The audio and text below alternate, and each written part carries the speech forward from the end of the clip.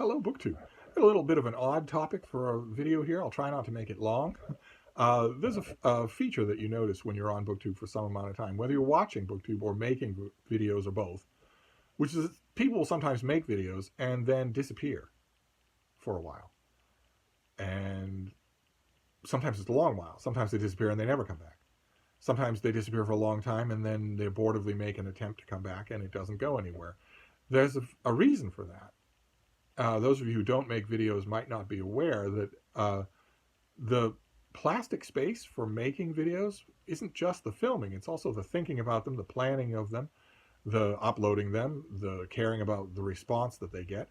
Some booktubers take that to a much greater extent than others, but it's a part of the procedure. And it's an indisputable fact that if you can mentally make the space in your mind, not just your daily routine, not just your life, but your mind, for that kind of new thing, you can also lose that space. If you don't do it for a while, that space grows over. The rest of your life reclaims it. Which is, I think, one of the reasons why we get booktubers and then sometimes lose them, even though they seem, by all accounts, to be enjoying what they were doing when they were making videos. I always applaud when a booktuber returns because I like you all. I watch tons and tons of videos from all kinds of booktubers, including, you know, not to bang the drum here, but including a lot of booktube channels from booktubers who don't like me at all. Think they know that I'm some kind of monster and therefore don't like me. I have learned in my wise old 28 years that that can't matter. There can't be a one-to-one correspondence between who you like and who likes you. If there is, that's a bit of a childish way to go through the world, especially when someone's making something creative. So I watch a lot. I wouldn't say a lot, but I watch probably 36 booktube channels from people that I know don't like me. And of those 36 channels, probably a dozen of them, people who've actively vilified me. Even though I watch their channels anyway, because I enjoy their content. And there are plenty of booktube channels where I've watched and loved the content, and then you realize, you don't notice it maybe at first, but then you realize, oh my, it's been a month, 2 months, 3 months, a year, 2 years since I've heard from this person. They seem to have disappeared completely.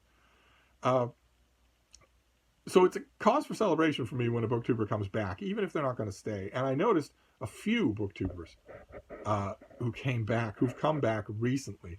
I wanted to make a little video shouting them out and leave links to their channels in the chance that added attention to their channels will maybe be an added motivation for them to stay, for them to stick around. The first one we'll start off with is one that I've done videos with. That is Live Forever or Die Trying. David's channel, Live Forever or Die Trying, which, as the title indicates, has a lot to do with biohacking, with the science of aging, with the mechanisms of the brain, that sort of thing. He's very inquisitive about nonfiction, current contemporary nonfiction. Disappeared for a while and has just recently posted a video in which he returns and sounds like he has plans to stick around. That would be great. Absolutely fantastic. If he's amenable, I will happily do another Zoom chat with him, just to cement that, so that then I can be the Jewish mother saying, you never write, you never call. But also, another channel gone for a much shorter time. A booktube channel called Blake the Book Eater. Young man who, the last thing he did was a round table 3-person discussion about Dune that I thought was really interesting. And then he disappeared. And he recently made a video in which he has returned. Said in that video a sentiment that I bet a lot of you would echo, which is that something about time in 2021, that he thought he was only gone for a little bit of time and was amazed to find out how long he'd been gone. I doubt that Blake and I would see eye to eye on a lot. There were details about that video that I would like to think of as just lazy thinking. Of course, if you in a video you say just a blanket statement, men suck. Not some men, not sucky men, not bad men, not the patriarchy. If we understand the patriarchy as the remnants of systemic sexist discrimination against women. Not any of that, but just men because of their genital organs suck. If you say a statement like that and believe it, then you do not have to look inward, as he says in this video. Instead, the person saying that video has to look inward, because that's an intensely sexist thing to say.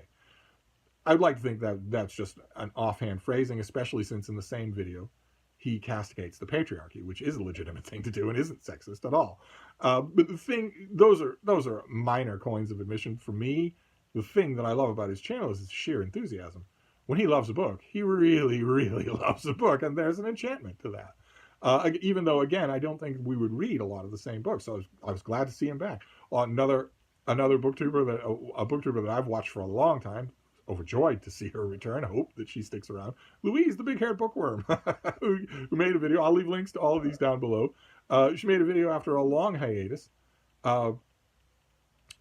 in which the longtime fans of her channel were probably wondering, how long will it take her in the course of her reintroductory video to bring up the subject of laundry?